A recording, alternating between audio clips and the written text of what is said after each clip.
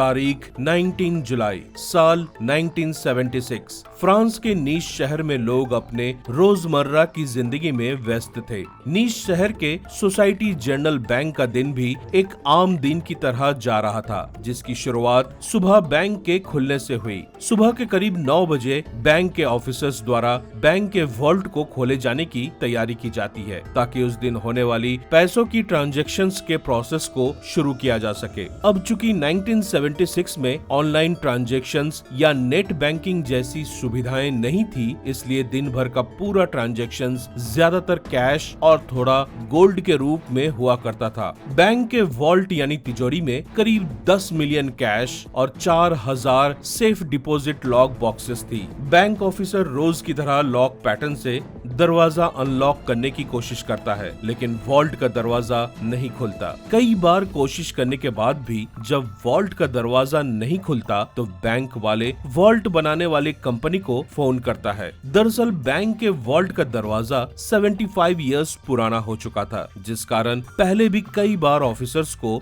Vault के दरवाजे को खोलने में दिक्कत आ चुकी थी। इसलिए जब भी बैंक के ऑफिसर्स को इस तरह की प्रॉब्लम होती थी तो उस वॉल्ट को बनाने वाले कंपनी को इन्फॉर्म कर दिया जाता था और कंपनी की तरफ से एक एक्सपर्ट आकर वॉल्ट का दरवाजा तुरंत ओपन कर देता था। उस दिन यानी 19 जुलाई को भी ऐसा ही कुछ हुआ। बैंक द्वारा इन्फॉर्म करते ही करीब आधे घंटे में कंपनी की तरफ से एक एक्सपर्ट दरवाजा खोलने के लिए आ जाता है और दरवाजे को खोलने का काम शुरू कर देता है। दोस्तों, काफी कोशिश करने के बाद भी दरवाजा नहीं खुलता। आखिर ये बंद दरवाजा ही शुरुआत थी फ्रांस के इतिहास के पन्नों में दर्ज सबसे बड़ी और मिस्टीरियस चोरी की। काफी कोशिशों के बाद जब दरवाजा नहीं खुला तो एक्सपर्ट ने भी हार मान ली। दूसरी तरफ बैंक खुलने का वक्त निकला जा रहा था और बैंक के बाहर लोगों की भीड़ बढ़नी शुरू हो गई थी। सभी लोग अपने अपने अकाउंट में ट्रांजैक्शंस करवाने के लिए बैंक पहुंच चुके थे। उधर 3 घंटे की कड़ी मशक्कत के बाद भी जब वॉल्ट नहीं खुलता तब बैंक ऑफिसर्स और एक्सपर्ट ये फैसला करते हैं कि वॉल्ट के साइड में एक होल करके अंदर देखा जाए कि दरवाजा ना खुलने का क्या रीजन है। वहीं बाहर इंतजार कर रहे लोग पैनिक होने लगे थे। वहां मौजूद सभी अपने अकाउंट और लॉकर को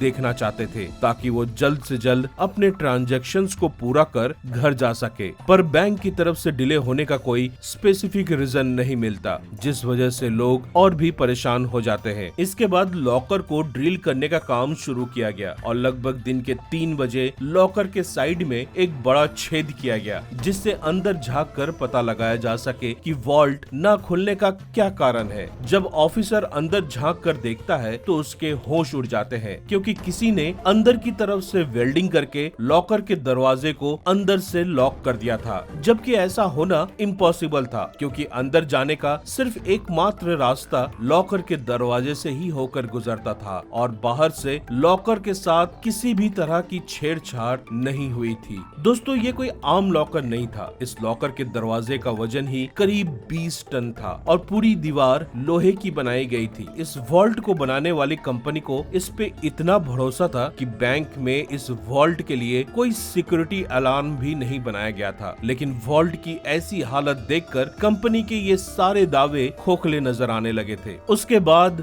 वॉल्ट में और बड़ा छेद किया गया ताकि कोई आदमी लॉकर के अंदर जाकर देख सके। फिर जब एक इंसान के जाने जितनी जगह बन गई तो बैंक का एक कर्मचारी अंदर गया और उसने कुछ ऐसा देखा कि वो एकदम सुन्न पड़ गया, मानो जैसे उसे कोई सांप सूंघ गया हो। दरअसल बैंक में चोरी हो चुकी थी। चोरी की खबर तुरंत ही कॉल करके पुलिस को दे दी गई। पुलिस मौके पर पहुंचकर अपना इन्वेस्टिगेशन शुरू कर देती है। बैंक के वॉल्ट में पुलिस को ढेरों इक्विपमेंट्स मिलते हैं जिसे उन चोरों ने चोरी करने के लिए इस्तेमाल किया था। सबसे खास बात ये थी कि वॉल्ट की दीवार में फ्रेंच भाषा में कुछ लिखा हुआ था, जिसका मतलब होता है बिना हथियार, हिंसा या नफरत के। तो चलिए दोस्तों, इस वीडियो में समझते हैं कि कैसे फ्रांस में सदी की इस सबसे बड़ी चोरी को अंजाम दिया गया था। दोस्तों, चोरों ने 4000 में से 400 वोल्ट को तोड़कर उसमें से पैसे और सोना लेकर फरार हो चुके थे। इस पूरे हाइस्ट में 20 मिलियन डॉलर से भी ज्यादा की चोरी की गई थी। अगर आज के टाइम में इसे इंडियन रुपीस में कन्वर्ट किया जाए तो इसकी वैल्यू वैल्यू लगभग 900 करोड़ रुपए के बराबर होगी। जी हाँ, 900 करोड़। इतनी बड़ी चोरी होने के कारण पुलिस पर भी काफी प्रेशर था। जब पुलिस ने वॉल्ट के अंदर जाकर छानबीन की तो देखा कि वॉल्ट में एक टनल को खोदकर उसकी मदद से वॉल्ट के अंदर एंटर किया गया था। जो टनल उन्होंने खोदा था वो दूसरी तरफ से शहर के सबसे बड़े अंडरग्राउंड सीवेज लाइन में निकल रहा था। यहाँ पुलिस को 27 गैस सिलेंडर्स मिले जो कि रॉबर्स ने वेल्डिंग करने के लिए इस्तेमाल किए थे। इसके अलावा कई सारे औजार मिले जो कि वेंटिलेशन सिस्टम बनाने के लिए इस्तेमाल हुए थे और साथ ही इलेक्ट्रिसिटी की सप्लाई को पूरा करने के लिए 1 किलोमीटर तक की लंबी इलेक्ट्रिक वायर भी बरामद की गई थी। इन्वेस्टिगेशन कर रहे पुलिस को रॉबर्स का कोई सबूत न मिलने के कारण फ्रेंच पुलिस की बहुत बदनामी होने लगी। पुलिस ने हर पॉसिबल आदमी से इंटरोगेशन किया, बैंक कर्मचारी, कस्टमर्स, सभी लोगों से, लेकिन चोरों का कोई ठिकाना नहीं मिला। दोस्तों, 3 महीने की कड़ी इन्वेस्टिगेशन के बाद अक्टूबर में उस रॉबरी में शामिल एक आदमी अपनी ही गर्लफ्रेंड की टिप की वजह से पकड़ा जाता है। शुरुआत में उसने सभी चीजें छुपाने की कोशिश की और अपने आप को निर्दोष बताया, लेकिन जब पुलिस ने अपने तरीके से पूछताछ की तो इस रॉबर ने सब कुछ उगल दिया और उसने अपने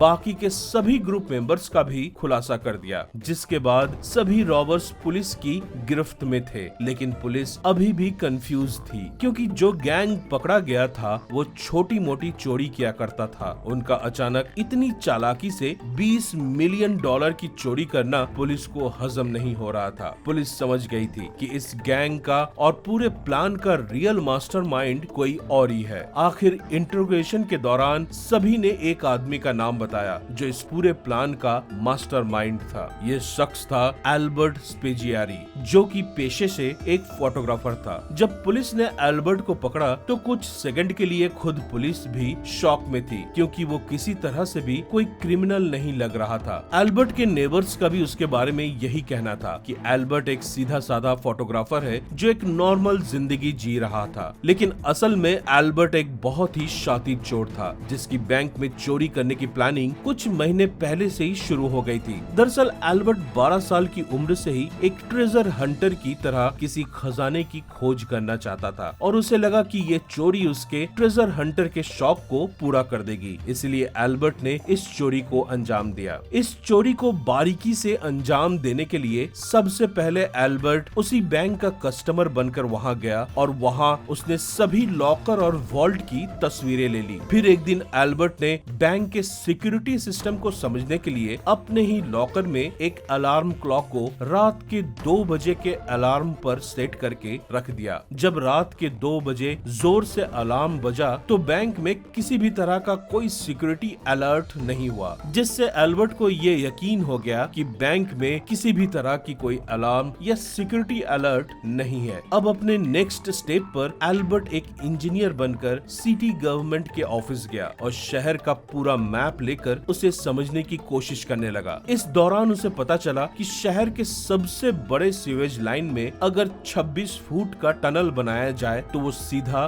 बैंक के वॉल्ट तक पहुंच सकता है, लेकिन इस काम को पूरा करने के लिए काफी लोगों की जरूरत थी। इसलिए एल्बर्ट ने शहर के एक नामी गैंगस्टर से कांटेक्ट किया और उससे हेल्प लेकर चोरों का एक ग्रुप इकट्ठा किया। दोस्तों, अब टनल बनाने का काम शुरू हो गया था। टनल खोदने का काम सिर्फ रात के वक्त किया जाता था जब बैंक बंद हो और साथ ही ये काम बिना किसी हेवी मशीनरी टूल के किया जाता था ताकि किसी प्रकार की आवाज बाहर ना जा सके। दोस्तों, जरा सोच कर देखिए, जहां सुबह आराम से बैंक अपने काम में लगा है, रोज के ट्रांजैक्शंस और बाकी सारे काम जोरों से चल रही है, वहीं दूसरी तरफ सभी लोग इस बात से अनजान है कि हर रात इसी बैंक को लूटने की तैयारी भी पूरे जोर शोर से चल रही है। आखिर 2 महीने के बाद टनल तैयार हो जाती है। इसके बाद 18 जुलाई सैटरडे वाली रात को सभी लोग टनल में एंटर करते हैं और अगले 27 घंटे तक वो लॉकर को तोड़ते हैं। एक हैरानी की बात ये भी है दोस्तों कि इस दौरान उन सभी चोरों ने वॉल्ट में चोरी करते वक्त ब्रेकफास्ट, लंच, डिनर और साथ में थोड़ा ड्रिंक भी किया। इससे ये समझ में आता है कि चोरी करते वक्त ऐसे टेंशन वाले माहौल में भी ये सब कितना इत्मीनान से खा पी रहे थे। पकड़े जाने के बाद एल्बर्ट ने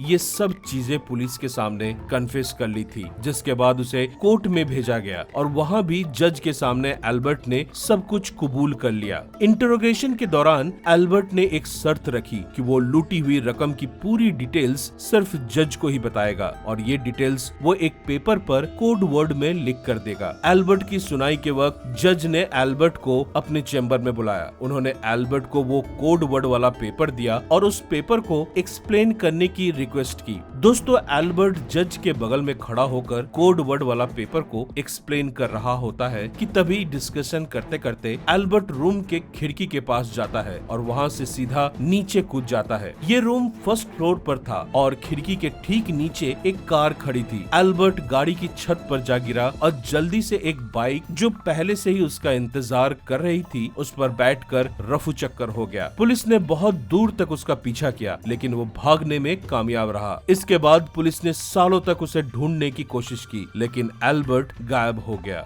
बहुत सालों बाद एल्बर्ट का एक इंटरव्यू इटली के एक चैनल पर बहुत तेजी से फैला जिसमें एल्बर्ट ने कहा था कि बचपन से ही उसे खजानों का बहुत शौक था और अपने इस शौक को पूरा करने और खजाने को पाने के लिए उसने इतनी बड़ी चोरी को अंजाम दिया। उसके बाद एल्बर्ट कहाँ गया कोई नहीं जानता। उसे ढूंढने की हर मुमकिन कोशिश की गई लेकिन एल्बर्ट का कहीं भी नामो निशान तक नहीं मिला। इसके बाद साल 1989 में एल्बर्ट की मौत हो गई और उसकी लाश को एल्बर्ट की माँ के घर छोड़ दिया गया। ये स्टेटमेंट खुद एल्बर्ट की माँ ने दिया। एल्बर्ट की मौत भी उसकी लाइफ की तरह एक मिस्ट्री बनकर ही रह गई। तो दोस्तों, ये थी सोसाइटी जनरल बैंक की हैरान कर देने वाली रॉबरी और उसके मास्टरमाइंड एल्बर्ट की कहानी। आपको ये बैंक रॉबरी की स्टोरी कैसी लगी हमें कमेंट करके जरूर बताइए। फिलहाल आज के लिए बस इतना ही। वीडियो अच्छी लगी हो तो लाइक करें और ऐसे ही नॉलेजेबल कंटेंट देखते रहने के लिए सब्सक्राइब करें हमारे YouTube channel ready steady knowledge को और नोटिफिकेशन बेल जरूर दबाएं ताकि हमारे सभी लेटेस्ट वीडियोस की अपडेट सबसे पहले आप तक पहुंचे। तब तक के लिए अलविदा, जय हिंद।